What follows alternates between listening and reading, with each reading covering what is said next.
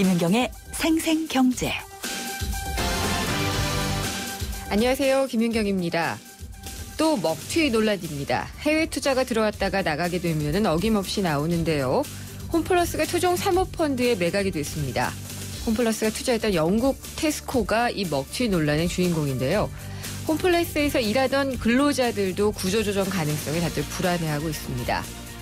이 홈플러스를 산 사모펀드 MBK 파트너스가요. 전에도 사들였던 기업들 해고 없다 해놓고서는 해고를 한 전력이 있기 때문입니다. 홈플러스 앞으로 어떻게 될지 짚어보겠습니다.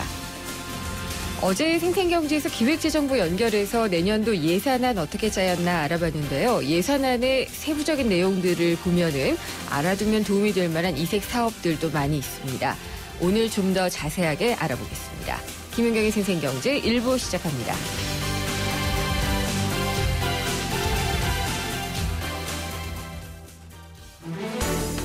발빠르게 전하는 증시 마감 시황. 따끈따끈한 오늘의 증시 소식과 함께 심층 분석 시작합니다. 오늘의 증시 분석. 네, 오늘 증시 알아보겠습니다. 유한타증권 선능력 지점의 박진희 부장입니다. 안녕하십니까? 네, 안녕하세요. 네, 오늘 시장 어떻게 끝났나요? 네, 제가 오늘 수요일인데 방송을 하게 됐는데 예. 목요일도 이랬으면 좋겠다라는 생각을 하게 만드는 하루였습니다. 네, 날짜를 네. 바꾸시는 게 좋을 것 같아요. 그런가요? 요일을. 예. 네. 오늘 종합주가 지수는 1934.20, 네. 플러스 55.52포인트 올랐고요. 많이 올랐네요. 네, 코스닥은 660.67, 플러스 22.45포인트 올랐습니다. 전체적으로 본다라면 내일이 선물옵션 만기일인데요. 네. 오늘 외국인들이 장 초반에는 좀 매수를 하다가 오후 들어서 강하게 좀 매도를 진행하는 모습이 좀 나타났고요. 개인 투자자들도 기회는 이때다 하고 매도하는 모습들이 좀 나타났습니다. 네. 반면에 기관이 오늘 좀 강하게 매수를 했는데요. 2천억 이상이 프로그램으로 들어왔고 추가로 증권 쪽에서의 환매수가 좀 들어오면서 3천억 정도 더 들어오면서 한 5천억대 이상의 매수세가 들어왔습니다. 코스닥 중에는 보면은 외국인들이 550억을 넘게 매수를 했고요. 네. 개인과 기관이 매도를 하는 모습을 보였는데요. 특히 오늘 연기금의 매도세가 좀 두드러지는 모습을 보였습니다. 전체적으로 종목들이 어제 사실 정말 힘들었거든요. 그렇죠. 정말 힘들어서 제가 이렇게 힘들 정도면 다른 사람들은 정말 힘들겠다 생각했었는데 예. 오늘 바로 시장에 급반등을 주어서 개인 투자자분들을 상당히 좀 많이 힘들게 했던 증시가 오늘 하루 좀 빵긋하는 그런 모습을 보였습니다. 근데 빵긋하는 게 혹시 내일 목요일까지는 갈까요? 그러니까 그게 좀 문제인데요. 네. 지금 보면은 중국 시장이 어제 막판에 돌아섰거든요. 그렇죠. 그러면서 그걸로 인해서 미국 시장이 또 급등을 네. 했고 그걸로 인해서 오늘 아시아권 시장이 다 급등을 했거든요. 강세를 보였죠. 오늘 우리 시장만 급등한 게 아니라요. 지금 보시면 지금 현재 일본은 한 6%가 넘게 올랐고요. 네. 대만도 3.5%, 그다음에 홍콩 같은 경우는 한 4%대 이상, 중국도 한 1.8% 정도 올라 있고요. 전체적으로 모든 증시가 다 급등하는 모습들이 나타났는데 전체적으로 그런 흐름들이 오늘 우리 시장에도 좀 영향을 줬고 어제까지 좀 짓눌렸었던 파생 쪽에서 이제 선물옵션 그런 쪽에서의 흐름이 내일이 만기이기 때문에 오늘 좀 급반등을 주면서 어느 정도 좀 수익을 내는 그런 구조를 좀 만들어나간 게 아닌가라고 생각을 하고 있는데요. 전체적으로 눌렸던 만큼 네. 좀 오늘 강하게 좀 반등이 나왔는데 종목들이 뭐 오늘 아무리 강하게 반등이 나와도 새로 사신 분들이 아니면은 수익이 낼 수 그렇죠. 없는 예. 그런 좀 흐름이라서 전체적으로는 그래도 못 팔아도 이 정도 올라오면은 오늘은 하루는 좀 잠을 잘 잘 수 있을 만큼 상당히 많이 올라왔기 때문에 네. 개인 투자자분들이 오늘 좀 그런 틈을 이용을 해서 좀 매도를 많이 하신 게 아닌가 싶은데요. 아까 질문하신 부분이 내일도 이 정도 오를 수 있겠냐라고 말씀을 하신 아니 부분을 상승폭까지는 생각해본다라면은 아니고요. 그냥 웃는 모습이 계속될 수 있을까. 예. 네, 저도 그런 부분은 좀 많이 저도 그러고 싶습니다. 오늘 같은 날이 한 일주일만 계속돼도 소원이 네. 없을 것 같은데요. 예. 일단 전체적으로 좀 프로그램 매수세가 좀 강했다라는 측면이 커서 내일 만기, 특히 또 금요일 날 아시다시피 금통위가 있지 않습니까? 그래서 이런 모든 부분들이 좀 복합된 흐름이 오늘 좀 기대감으로 좀 표출된 게 아닌가 싶습니다. 중국에서 혹시라도 뭐 또 경제지표 중요한 게 발표가 된다거나 미국에서 발표가 있다거나 그런 건 없나요? 뭐 지금은 경제 지표보다도 모든 부분이 이제 미국의 금리 인상 다음 주 그걸로 쏠려 있는 예. 상황이잖아요. 중국은 솔직히 계속적으로 안 좋은 지표들이 나왔고 이런 안 좋은 지표들을 커버하기 위해서 이제 중국 정부에서 계속 대책을 내놓고 있지 않습니까? 네. 뭐 보유를 1년 이상 하면은 배당세를 면제시켜 준다든가 아니면 장중에 급락을 막기 위한 사이드카, 서킷 브레이크 제도를 뭐 활용을 하겠다라든지 이런 부분들 그리고 주가가 그동안 상당히 많이 빠졌었고 중국의 인민은행장도 바닥이다 뭐 이렇게 얘기할 네. 정도로 많이 빠졌었기 때문에 모든 길은 그때 제가 말씀드린 대로 결자 해지라고 중국이 올라오기 시작하니까 또 이제 선순환이 돌고 있잖아요. 네. 예전에는 중국이 빠지면 또 미국 빠지고 미국 빠지면 우리나라 빠지고 그렇죠. 뭐 이런 식으로 악순환의 고리였었다라면은 이번에 중국이 좀 반등을 이틀 연속 이어가면서 선순환의 고리를 좀 계속 만들어줬으면 하는 게 제 바람입니다. 네, 한 1분 정도 남았는데요. 업종이나 종목 중에서 눈에 띄는 거 있으면 좀 알려주세요. 아 오늘은 다 좋았어요? 네, 예. 오늘 약간 안 좋았다라고 하면은 뭐 현대차, 기아차 정도인데요. 네. 환율이 좀 빠지면서 그런 현상이 있었지만 최근에 워낙 강했었기 때문에 단기적으로 조금 조정인 거지 크게 무리는 없는 흐름이었던 것 같습니다. 코스닥 쪽에서는 어땠나요? 코스닥도 다 급등했습니다. 아이고. 이렇게 말하기가 좀 우스운데요. 네. 코스닥도 네 전체적으로 급락이 워낙 심했었기 때문에 그동안 급락을 했었던 화장품, 바이오, 제약, 헬스케어, 뭐 엔터, 뭐 그다음에 중국 관련 뭐 밥솥 업체, 뭐 여행사 다 가릴 게 없이 다 올라갔네요. 네네 네. 맞습니다. 아니 이렇게 시장이 막 롤러코스터면 정말 불안한데. 아 정말 저도 예. 이게 얼마나 더 이어질지 좀 불안한데요. 요즘에는 그래도 주식이 없어서 불안한 것보다는 사서 불안한 게 좀 더 낫지 않을까. 네. 아, 알겠습니다. 좋습니다. 오늘 말씀 잘 들었습니다. 감사합니다. 네, 감사합니다. 유한타증권 선능력 지점의 박진희 부장이었습니다. 오늘 하루 당신이 꼭 알아야 할 경제 뉴스는 중요한 경제 뉴스를 콕콕 집어드립니다. 네, 오늘의 주요 경제 뉴스입니다. 뉴스원의 최명용 기자 연결하겠습니다. 안녕하십니까? 네, 안녕하십니까. 오르면 좋은 게 좀 있어요. 지금 방금 그렇죠. 주식 얘기를 했는데 그렇습니다. 내가 안 갖고 있어도 그냥 오르면은 좋은데 네, 부동산은 오르면 싫거든요. 그렇죠. 이게 또 네, 갖고 예. 있으면 좋지 않을까 싶기도 한데요. 아, 제가 없어서 그런가 봅니다. 없는 분들한테는 안 좋은 소식이죠. 네. 근데 이 강남의 재건축 아파트 분양가가 치솟고 있다라는 네. 얘기가 들리네요. 근데 이게 치솟는 것도 그렇고, 예.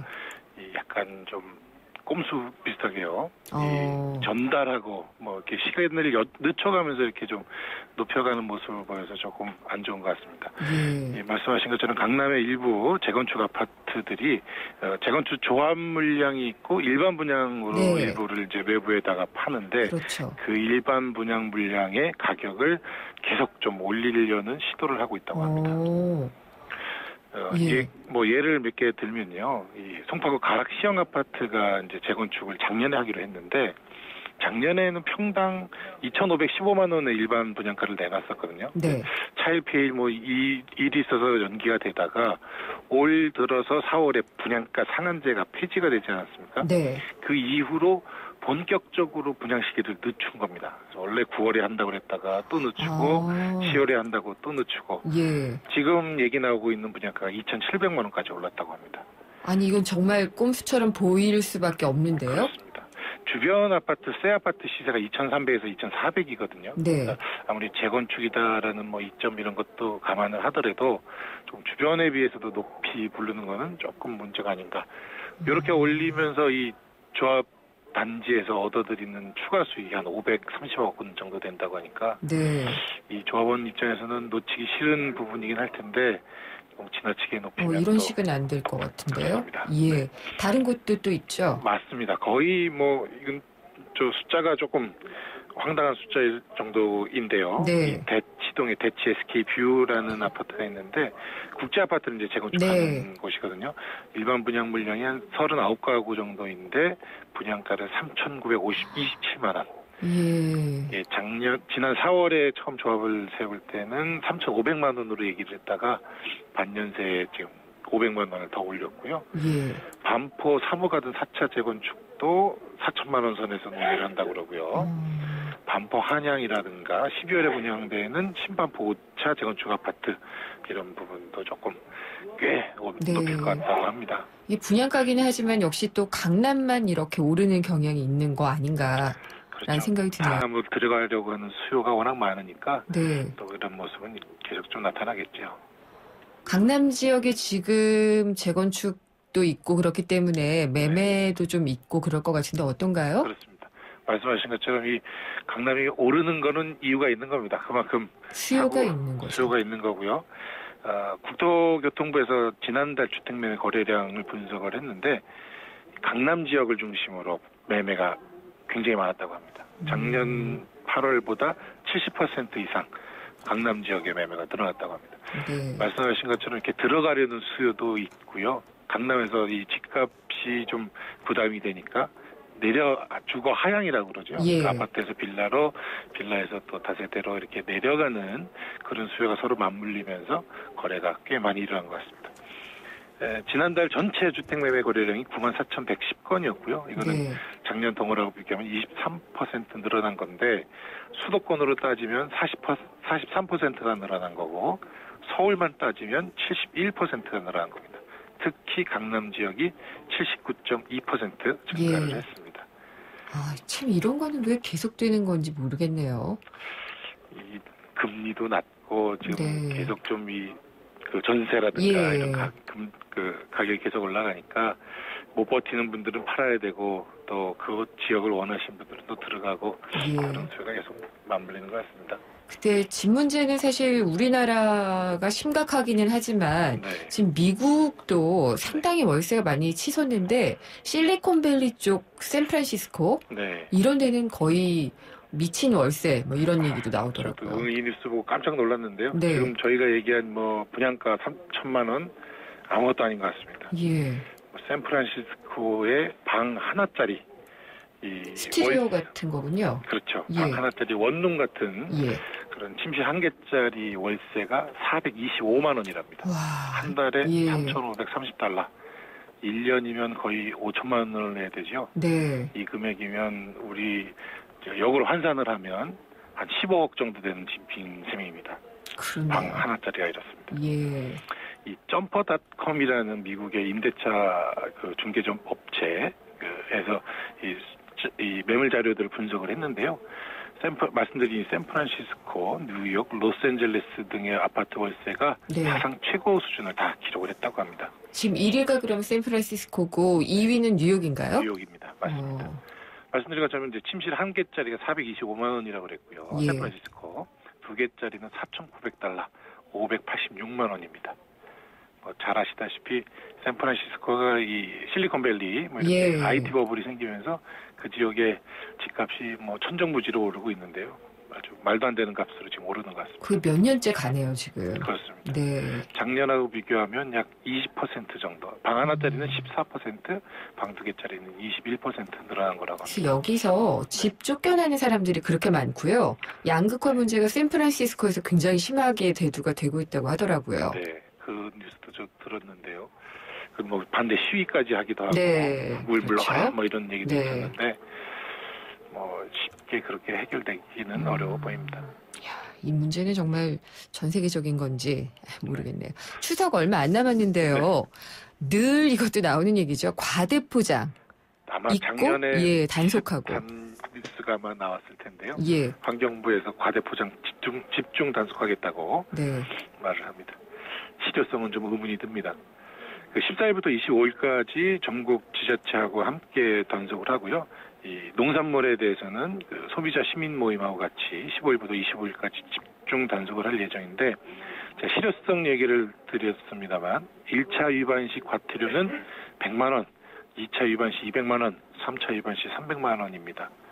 아니 이렇게 하면은 그냥 많이 팔리면은 이거 그냥 내고 말지. 그러니까요. 이럴 수 있잖아요. 실효성이 예. 없어 보입니다. 어쨌건 이 포장에 대한 기준을 잠깐 말씀을 드리면, 식품이나 화장품 같은 이런 종합선물 세트는 제품을 담는 1차 상자 외에 추가로 한 번 정도, 포장지 하나 정도 네. 요거만 가능한 거고요. 과일 선물 세트는 띠지나 리본을 달지 못하게 했고 골판지를 얇은 거를 쓰도록 그렇게 예. 제안을 했습니다. 근데 얼마나 지켜질지 솔직히 잘 모르겠습니다. 그렇군요. 네, 예. 약간은 조금 형식적인 제한이 아닌가. 네. 설 때 환경부가 과대포장 위반 건수를 조사를 한 게 77건밖에 안 됐다고 합니다. 그래요? 단속 의지도 그렇게 솔직히 많아 보이지 않은 네. 그런 상황입니다. 단속 의지가 만약에 박약한 것으로 사실 확인이 된다면 기사 써야죠. 맞습니다. 네. 그 다음에 추석 지난 다음에 얼마나 위변 적발하셨는지 다시 한번 체크해 보겠습니다. 제가 마치 취재 지시를 하는 것 같은 그런 느낌이 좀 들었는데 죄송합니다. 이 추석 택배를 사칭해서 보이스피싱 하는 사람들이 또 있군요. 네, 이건 꼭 조심하셔야 되겠죠. 네. 이미 한번 나타났다고 합니다. 택배 물건이 있으니 그 주소를 확인해 달라 뭐 이렇게 해서 링크를 딱 누르면 그 핸드폰에 악성 코드가 감염이 되거나 예. 가짜 인터넷 뱅킹으로 연결이 돼서 이렇게 돈을 빼가는 그런 수법인데요. 네. 알 수 없는 출처 뭐 이런 거 걸러주는 그런 앱 같은 거 있거든요. 네. 그런 거 깔아두시고 이런 좀 뻔한 이런 주소 확인하라면서 링크 걸려 있는 거 이런 거는 클릭 안 하시면 되거든요. 네. 그런 문자 받으면 바로 삭제를 하시고요. 각 이통사에서 이 스팸 문자 걸러주는 그런 앱들 다 배포하고 있습니다. 그런 거 네. 제 쓰고 있는 건 하나라도? 후후 후스콜 이런 것도 많은데요. 네. 그런 것들 써보시면 이런 거 피해 예방하는 데 도움이 되실 겁니다. 네. 그리고 이 상속 문제인데 네. 이 상류층의 재산 상속 네. 이게 또 문제다. 라고 하는데 이거 하루 이틀 문제도 아니고요. 어떤 문제인가요? 문제라기보다 약간 좀 숫자가 이제 나왔으니 좀 깜짝 놀라는 거죠. 네. 예. 한번 놀래줘야지 되는 건가요? 그렇습니다. 네.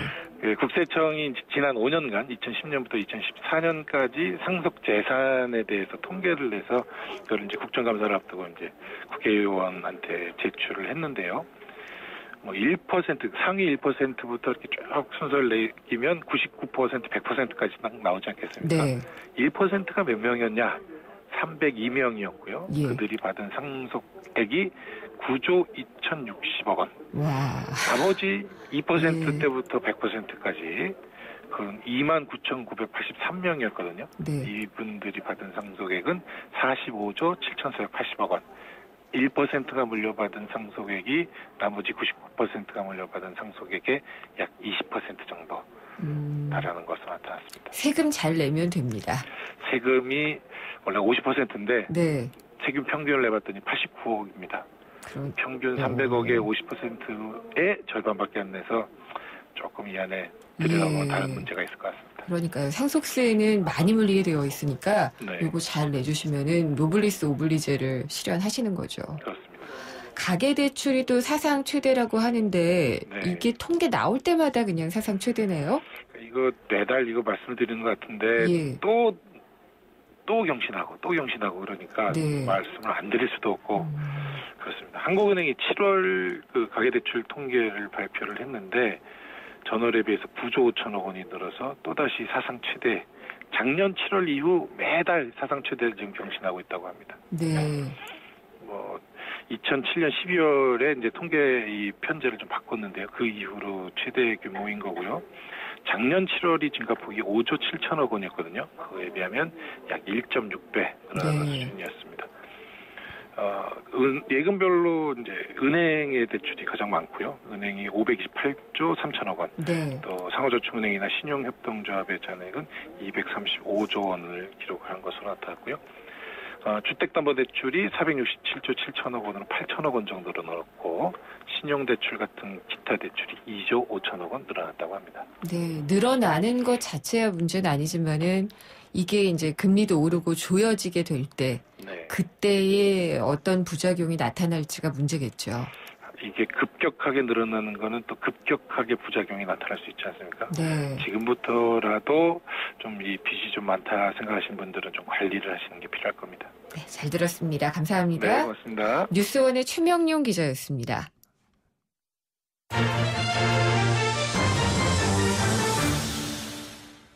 네, 생생경제 1부 함께 하셨습니다.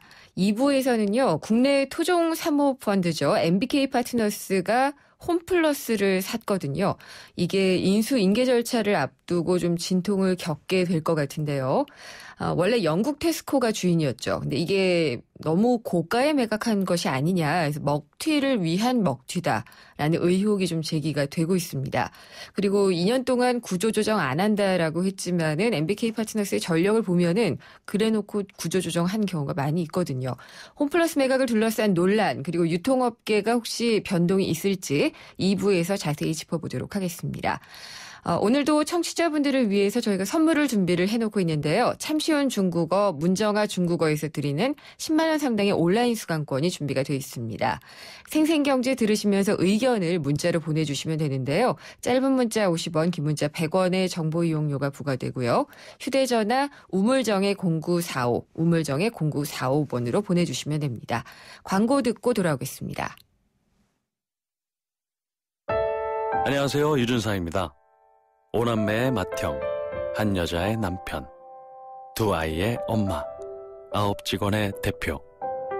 누군가를 지키기 위해 힘써온 당신의 또 다른 이름은 사장님입니다. 그런 당신을 이제 노란우산 공제가 지켜드리겠습니다.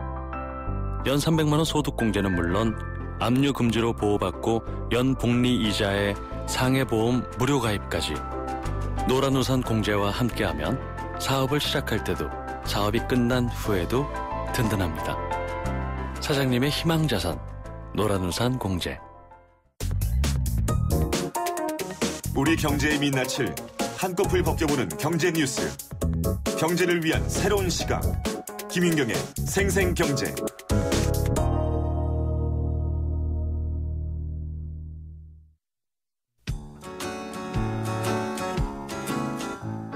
프로젝트 집앤잡 제2탄 최고의 경제정책은 일자리다. 대한민국 일자리의 다양한 모습을 살펴봅니다.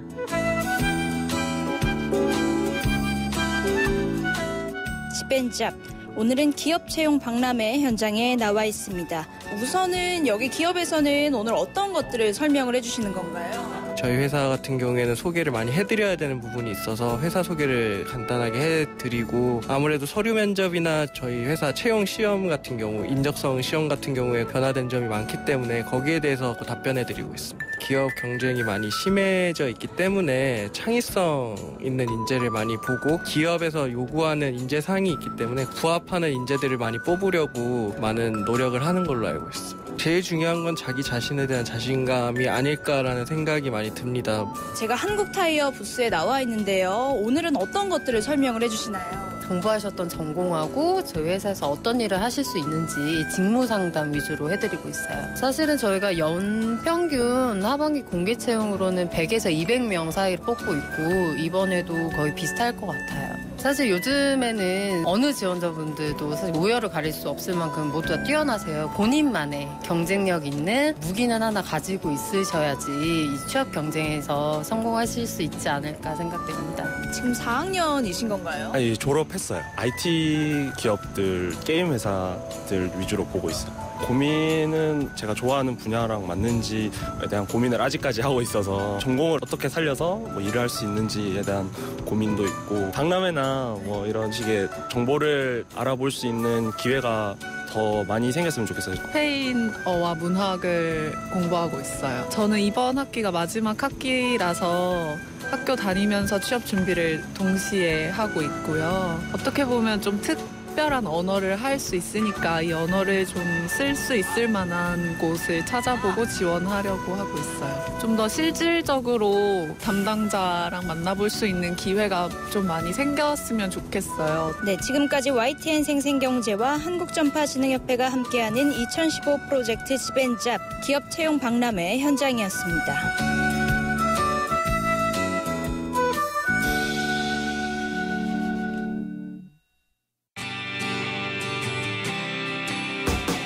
살맛나는 경제, 내 삶인 경제. 바로 김윤경의 생생경제입니다. 네, 오늘 첫 번째 인터뷰는요. 국내 사모펀드가 주인이 된 유통업체 홈플러스의 운명은 알아보겠습니다. 김윤경의 생생경제 2부 함께하고 계십니다. 국내 2위 대형마트죠. 홈플러스가 그동안 판다 안 판다 이런 진통 끝에 결국은 국내 사모펀드인 MBK 파트너스에 매각이 됐습니다. 금액이 60억 달러라고 하죠. 국내 M&A 사상 최고액입니다. 7조 2천억 원. 근데 M&A를 둘러싼 후폭풍이 거셀 수밖에 없어 보이는데요. 이 테스코가 원래 주인이었는데 이번에 나가면서 한 5조 원 정도의 매각 차익을 내게 되거든요. 그리고 MBK 파트너스는 구조조정은 없다라고 했는데 어떻게 될지 지금 장담할 수 없는 상황이기 때문인데요. 숙명여대 경영학부의 서용구 교수님 전화로 모시고요. 홈플러스의 운명 한번 알아보도록 하겠습니다. 서용구 교수님 안녕하십니까? 네, 안녕하세요. 반갑습니다. 네. 홈플러스를 결국은 이 사모펀드가 샀네요. 예, 예. 이 MBK 파트너스가 꽤 많은 업체들을 인수합병하고 그랬었는데 이거 좀 아시나요? 네, 우리 아시다시피 사모펀드라는 게 그 사모님들이 하시는 펀드가 아니고요. 예. 그 프라이빗 에퀴티 펌이라 그래서 그 일반인들한테 이제 돈을 조달해서 이제 그 펀드를 만들어서 기업 사냥꾼이라고 불리는 회사가 아니겠습니까? 사적으로 모여가지고 만든 펀드죠. 네. 그래서 기업 사냥꾼이기 때문에 기업을 싸게 사서 비싸게 판다를 가지고요. 네. 그 영화의 주제로도 많이 나오고 우리 MBK 파트너스는 우리나라에서는 가장 큰 규모의 사모펀드 회사죠. 네. MBK 파트너스가 그동안 샀던 것들이 좀 많이 있죠. 예, CNM도 있고 ING 생명도 있고 그렇더라고요. 예. 그렇군요. 근데 이 논란이 되는 게 가장 먼저는 이제 매각 가격이에요. 예상보다 상당히 높았는데 7조 2천억 원, 7조 6천억 원이라고 했다가 나중에 좀 수정을 하던데, 근데 홈플러스의 기업 가치가 이 정도가 되나라는 의문이 먼저 들거든요. 그렇습니다. 이 기업 가치는 평가하기 상당히 또 어렵습니다만 우리 유통업의 매장을 갖고 있기 때문에요. 예. 그 부동산 가치가 이제 일종의 베이스 라인이 되고 가장 기초 라인이 되는데 네. 테스코 본사에서는 이제 6조 7천억 이하는 안 판다. 6조 7천억을 하나의 그 기본 이제 매각을 할 수 있는 아주 가장 낮은 가격으로 본 것 같고요. 네. 그 결국은 한 1조 원 정도의 프리미엄이 더 붙어서 7조 7천억에 가까운 숫자가 지금 이제 계약 가격이 된 걸로 지금 보이고 있는데요. 예. 이렇게 된 데는 또 우리 환율이라는 게 또 있거든요. 그 테스코 영국 본사가 매각을 결정한 5월 말 시점에서 지금까지 벌써 그 파운드 대비 한국 원화가 또 한 10% 이상 빠졌거든요. 예. 그래서 10%가 금액이 환율 때문에 빠졌기 때문에 한화로 치면은 6조 7천억이 되더라도 네. 파운드로 보는 그 예상한 금액을 그냥 받았다 이렇게 보시면 될 것 같습니다. 그렇네요. 예. 테스코가 샀을 때 얼마에 샀는지 모르겠지만 매각 차익이 5조 원이라고들 나오더라고요. 예. 그래서 이게 너무 좀 많이 남겨가는 게 아니냐라는 생각이 드니까 이제 먹튀다라는 얘기가 나오기도 하고요. 그다음에 홈플러스 노조 측 얘기를 들어보면은 계속 안 판다고 했다고 해요. 파는 일은 없다라고 했는데 결국 팔았잖아요. 이런 건 어떻게 봐야 될까요? 이제 자본주의 이제 4.0 시대에 사는 그런 자세로서 기업도 하나의 상품처럼 매매가 되는 대상이기 때문에 너무 이제 그런 그 기업 매각이나 이런 건에 대해서 부정적인 시각을 가질 필요는 없다 이렇게 저는 생각합니다. 물론이죠. 예. 그리고 지금 이제 홈플러스가 지난 17년 동안 한 2조 6천억 정도를 투자한 걸로 돼 있는데요. 네. 그래서 이제 5조가 먹튀가 아니냐, 그 차액이. 근데 17년 전에 그 3억이면은 지금 6억일가 될 수도 있는 거고요. 네. 그런 17년간에 계속 투자한 금액, 그 다음에 그 20년 전에 우리나라 이제 그 유통산업하고 영국의 유통업체하고 어떤 실력차가 많이 있었거든요. 지금은 거의 비슷해졌다고까지 평가받고 있는 그런 어떤 경영 노하우라든지 어떤 외국계 국내 유통산업의 유일한 외국계 업체로서 그런 어떤 그 국제적인 시각을 공급했다든지 이런 시각을 본다면은 이거는 먹튀는 좀 먹튀라고 이제 판정하는 거는 많은 무리가 있다 저는 그렇게 생각합니다. 예. 근데 이제 만약에 안 판다라고 그 근로자들에게는 안심을 시켜놓고 팔았다면은 그건 약간 좀 도의상의 문제가 있겠죠. 예. 그래서 이거에 대해서 이제 노조는 너무 이제 비밀 매각을 고수한 게 아니었느냐라는 의혹을 좀 제기를 하고 있는 것 같아요. 근데 제가 또 하나 지적하고 싶은 건 사실은 우리가 이제 홈플러스가 다 국내 회사로 우리 소비자들도 인식할 정도로 영국의 테스코가 100% 가지고 있는 그런 회사가 됐음에도 불구하고 원래 이제 그 시작부터가 삼성물산의 유통사업부에 있던 매장 두세 개를 사가지고 시작한 거거든요. 네, 이게. 삼성플라자 사서 시작했죠. 예. 삼성플라자랑 홈플러스 대구 매장을 사가지고 시작한 거거든요. 예. 그런가요? 예. 예, 그러니까 삼성이 원래 백화점 삼성플라자 사업하고 대형마트 사업을 했는데 대형마트 매장 3개를 홈플러스에 매각한 거거든요. 99년 상황이. 그래서 시작한 거기 때문에 너무 뭐라 그럴까? 이 테스코가 사실은 지난 17년 동안 이 회사를 엄청 키운 거거든요. 네. 그래서 그런 어떤 공과도 있고 테스코 본사에서 결정하는 거기 때문에 한국의 임원들이나 이 서울에 있는 임원들이나 심지어 뭐 서울 대표 우리 도대표까지도 자기가 의사결정권이 없기 때문에 그거는 뭐 알려주고 싶어도 뭐 알아야 알려준다 뭐 이런 식인 거죠. 예. 그렇군요. 그리고 이제 기업이 사는 거랑 기업을 사모펀드가 사는 거랑은 또 틀리잖아요. 네네. 다르잖아요. 그래서 이 사모펀드가 사게 되면은 이거는 틀림없이 매각 차익을 노리는 것이기 때문에 언젠간 또 팔 것이고 사자마자 대부분의 경우에는 인적 구조 조정이나 비용 절감들을 많이 하잖아요. 그게 있을까봐들 걱정하는 것 같아요.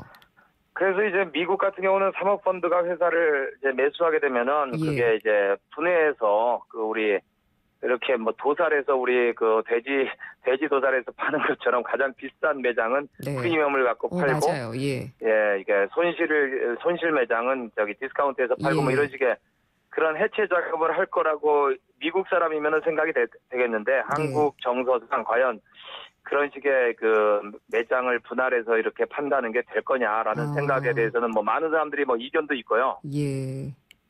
사모펀드가 아니라 이제 현대백화점이라든지 뭐 기타 등등 우리나라 대형마트에 진출하려는 그런 기업이 샀으면은 아무래도 뭐 종업원 인수 양도 같은 게 원만하게 이루어질 텐데 사모펀드가 샀기 때문에 계속 의심은 뭐 끝까지 계속 되겠죠. 제가 보기에. 아무래도요. 근데 이게 임직원들의 구조조정 문제로 넘어가게 되면은 어떨까요? 이게 자연스럽게 새로 주인이 생기면은 뭐 저도 경험을 해봤습니다만은 경영 철학이 다르거든요. 그러면은 자연스럽게 구조조정이 되는, 그러니까 자연스럽게 문 밖으로 나가는 직원들이 생기기도 하는데 게다가 여기다 MBK는 CNM도 그랬고 ING 생명 때도 그랬고 구조조정 안 하겠다고 하면서 해고했거든요. 네, 그런 뭐 전과도 있기 때문에 전과. 우리가 보기에 이제 신뢰가 좀 안 가고요. 사실은 구조조정 없으면은 그 가격 이상의 가치를 만들어서 판매하는 것이 사모펀드의 생리고 어떤 미션이기 때문에 구조조정이 근데 이제 유통업체는 사실은 많은 인력이 그냥 있어도 필요하고 또 성장을 하려면은 인력이 계속 있어야 되고 매장도 존재해야 되는 거기 때문에 다른 어떤 제조업에 비해서는 인력 구조 조정이 많이 안 될 수 있다는 그런 희망적인 전망도 해볼 수가 있는데요. 구조 조정 없는 사모펀드는 뭐 의미가 없는 거기 때문에 어떤 식으로든지 구조 조정은 해야만이 되는데 지금 인력에 대한 구조 조정의 규모라든지 방향은 뭐 알 수가 없는 거죠. 네. 그리고 주인은 테스코였지만 어쨌든 이게 한국 홈플러스라는 회사가 있었던 거잖아요, 법인이요. 계속 흑자였다고 하는데 장사는 잘 됐던 건가요? 맞습니다. 한국의 홈플러스는 아까 말씀드린 대로 테스코의 13개국, 전 세계 13개국 매장 중에서 가장 성공적인 해외 법인이고 가장 규모도 컸고요. 테스코가 지금 본사가 아주 어려움에 처했거든요. 작년 1년간 회계연도에 10조의 손실을 입었기 때문에 뭔가 우량 자산이나 우량 회사를 팔 수밖에 없는 상황인데 그래서 이제 한국의 해외 법인이 잘 나가고 있음에도 불구하고 한국이 가장 등치도 큰 우량 자산이기 때문에 판매를 결정한 거고요.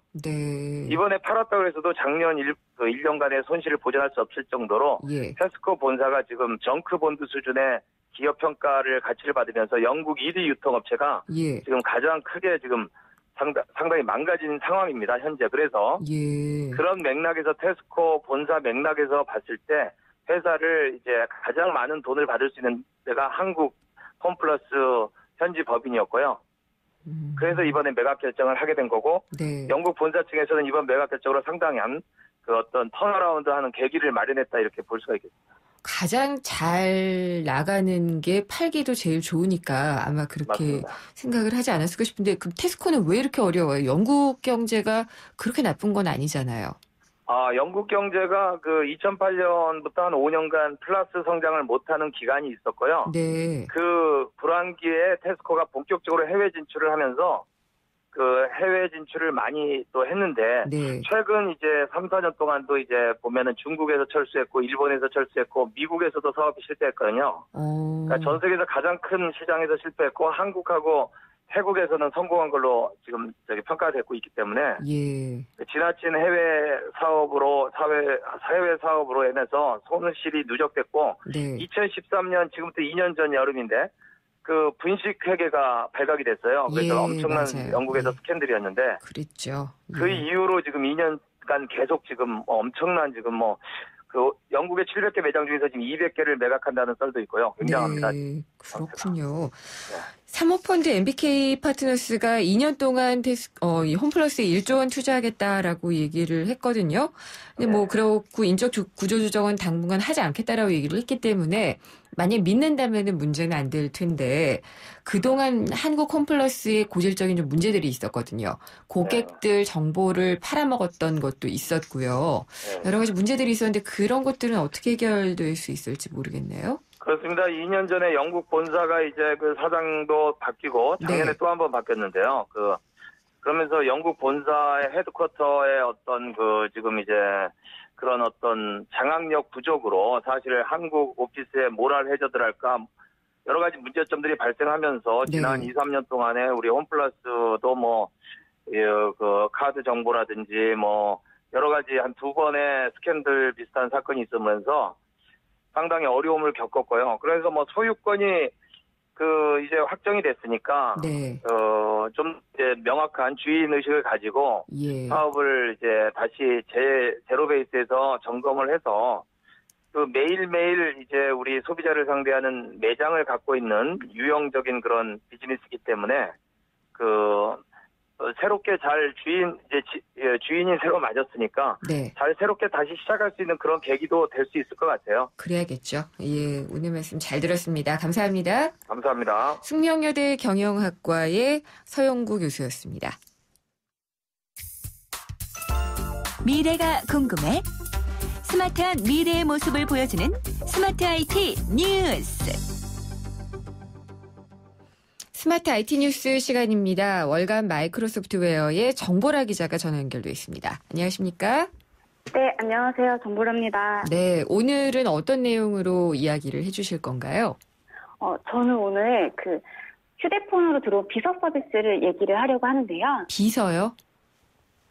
왜 지금 뭐든지 흐트러짐 없이 얘기한 바를 제대로 수행하는 그런 비서 있잖아요.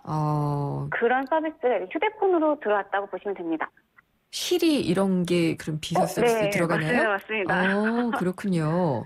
네, 시리도 있고 또 페이스북에서 지난달에 발표한 M이라는 것도 있고요. 네. 비슷하게 삼성전자는 S보이스라는 것이 있고 LG전자는 Q보이스. 네. 또 우리가 윈도우로 유명한 마이크로소프트에서는 코타나라는 것을 내놨고요. 또 있어요. 아마존에서는 에코라는 것도 만들었고 제가 하나 빼먹었네요. 구글에서는 또 구글 나우라는 비서 서비스를 운영하고 있습니다. 많기도 많네요. 예, 저도 이번에 또 정리를 해보니까 거의 10가지가 되고 있더라고요. 그럼 그런 게 다 모바일 기기에서 서비스가 된다는 거죠? 네, 그게 특징이에요. 그러니까 휴대폰에서 제가 원할 때 언제 어디서든 말만 하면 되는 서비스들이 등장을 한 것이죠. 알라딘의 램프 같은 느낌이 들기도 하는데. 네. 근데 사용 방법이 까다롭거나 하진 않아요? 사용 방법은 정말 간단해요. 왜 드라마를 보면 기사에게 이제 상사가 지난달에 우리가 일정 파악했던 게 뭐지? 라고 그냥 아무렇지 않게 물어보잖아요. 네. 똑같이 이 비서 서비스도 메신저로 내가 아기 신발을 사려고 하는데 무엇이 좋을까? 라고 묻는다거나 아니면 저녁에 여의도 갈 건데 맛집 좀 추천해줘. 이런 식으로 물어보는 거죠. 그래요? 네. 제가 시리는 해봤는데 문자로 하는 건 어떤 게 있죠? 문자로 하는 건 현재 국내에선 카카오톡을 이용하는 서비스가 있는데요. 네. 여기에다가는 꽃 배달을 좀 부탁을 하려고 하는데 여의도 YTN 상암동 있죠? 네. 상암동 YTN 로비에다가 내일 저녁 몇 시까지 배달 좀 해주세요.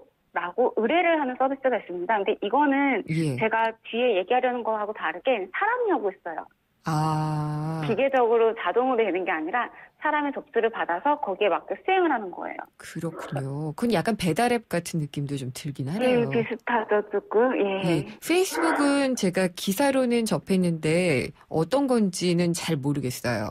페이스북은 지금 소수 유저한테만 테스트를 하고 있어서 저도 직접 써보지는 못했고요. 네. 여기에서 예시 화면으로 보여준 그림들이 있었습니다. 네. 그림을 보면은 아까 말씀드렸던 상품 추천처럼 예를 들었던 아기 신발은 무엇이 좋을까라고 물었을 때 페이스북이 신발을 추천을 하면서 링크도 같이 알려주고 있고요. 때로는 내가 한국을 예를 들면 내가 다음 주 제주도 갈 건데 커피가 맛있는 집이 어디가 있지? 라고 물어보면 페이스북 그 M이라는 비서 서비스는 사람들이 생생경제 카페에 대해서 얘기를 많이 하던데 내가 예약을 해줄까? 라고 물어보는 거예요. 그럼 저는 거기다가 그래 그럼 예약을 해줘라 라고 얘기를 하면은 일사천리로 메시지 몇 분 주고 받은 것만으로 추천을 받았고 예약까지 완료가 되는 거죠. 그러면 그게 음성으로 하는 거예요? 아니면 문자로 하는 거예요? 페이스북은 텍스트 기반입니다. 텍스트. 네. 음성으로 하는 거는 조금 빨리 나온 것들이 있잖아요. 음성으로 한 것들은 처음에 말씀드렸던 기기 회사들이 많이 하고 있어요. 삼성전자도 있고, LG전자, 애플, 마이크로소프트, 아마존도 있고, 또 구글도 있고요. 여기에 있는 곳들은 사람 말을 알아듣고, 그러니까 이게 무슨 말인지 알아듣고 그에 대한 업무를 수행하는 것까지 하고 있습니다. 근데 시리는 요즘 많이 물어보면은 잘 모르고 말씀하신 것을 제가 잘 이해했는지 모르겠네요. 자꾸 이렇게 대답을 하더라고요. 저도 어제 오랜만에 다시 한번 테스트를 했는데 제 말을 너무 못 알아들어서. 못 알아듣죠? 좀 업그레이드가 돼야 될 것 같아요. 네. 그리고 또 외국계 회사들은 영어 서비스가 일단 중심적으로 이루어지고 있고요. 한국어 외에 다른 기타 언어들도 지원을 하고 있지만 아직 미흡한 부분이 있고요. 또 국내 회사에서 하고 있는 삼성전자, SVS나 LG전자, 큐보이스는 이렇게 때때로 특정 말에 대해서는 애플보다 더 나은 면을 보여줄 때가 있습니다. 조금 전 제가 확인을 했을 때 일정 좀 확인해도 이 말을 시리는 잘 못 알아줬거든요. 제 발음이 안 좋은지. 또 삼성전자 거는 바로 또 알아들어주더라고요. 한국어에 대한 분석 아무래도 능력이? 그 언어를 알아듣는 기술이 필요합니다. 그렇군요. 근데 주로 이게 큰 회사들이 하네요. 보니까 만들기 쉬운 서비스는 아닌 것 같은데요. 방금 얘기 드린 것처럼 사람 말을 기계가 알아듣는 게 쉬운 일이 아니어서요. 생각해보면은 사람들끼리도 억양도 다르고 목소리 크기도 다르고 말투도 다르고 또 남자 여자 간에 그 특징도 다 다르잖아요. 그렇죠. 그것까지 다 파악을 하려고 하면은 기술적인 노하우가 어마어마하게 쌓여야 하는 일입니다. 대개는 그러면은 이게 그래도 뭔가 있을 거 아니에요. 어떤 프로그램 뭐 이런 식으로 있지 않나요? 음성 인식을 하는 기술이 필요하고요. 또 일단 지금 말을 하는 게 받아쓰기까지는 되었다고 해도 받아쓰기를 했는데 근데 이게 무슨 의미인지 파악을 못하면 안 되잖아요. 그렇죠. 제가 얘기 드렸던 상암동에 있는 YTN 건물 1층 로비에다가 꽃 배달을 해줘라고 하는 게 무슨 의미인지를 파악을 해야 하는데 이것 또한 쉽지 않습니다. 이런 기술을 이제 자연어 처리한다라고 부르고 있습니다. 비서 서비스가 잘 되면 굉장히 편리할 것 같기는 한데 이게 또 영향을 주는 산업이 있을 것 같아요. 지금 이미 다들 예상을 하고 있고 현실로도 드러나고 있는 게 아까 이제 시리를 말씀을 하셨잖아요. 시리가 검색 서비스를 무엇을 채택하느냐가 상당히 관심이었거든요. 그렇죠. 그러니까 애플이 기본 검색 서비스를 구글로 쓰다가 다른 곳을 바꿨다라는 게 큰 뉴스가 될 만큼 사람들이 많이 쓰는 비서 서비스가 주로 쓰고 기본으로 쓰는 맛집 서비스라든가 검색 서비스 등등이 무엇이 될지가 큰 관심사가 되고 산업에 영향을 끼칠 거라고 생각을 합니다. 네. 요즘 내비게이션 같은 경우에도 음성 인식돼서 되는 경우도 많이 있잖아요. 네. 예, 거기에도 좀 영향을 주지 않을까 이런 생각이 드는데 그 정보라 기자는 어느 정도 써봤어요? 저는 자주는 안 씁니다. 이게 제가 지금 아이폰을 쓰고 있는데요. 예. 지금 기자님께서도 예. 시리 같은 말을 잘 못 알아듣는다고 했잖아요. 네. 저도 아직은 텍스트로 치거나 제가 직접 앱을 실행하는 것보다 네. 말로 하는 게 더 어려운 단계이긴 해요. 알겠습니다. 네, 차츰차츰 나아지리라고 생각을 하고 있습니다. 비서들이 좀 능력을 키울 때까지 좀 기다려 봐야 되겠습니다. 오늘 네, 말씀 그렇습니다. 잘 들었습니다. 감사합니다. 네, 감사합니다. 월간 마이크로소프트웨어의 정보라 기자였습니다. 미래에는 방구로 가는 자동차를 탈래요. 미래에는 시간을 올리는 냉장고를 만들 거예요. 아이들의 상상력을 길러주는 것이 우리가 미래를 준비하는 방법입니다. 교육 출판에서 문화 콘텐츠까지 미래를 밝히는 힘.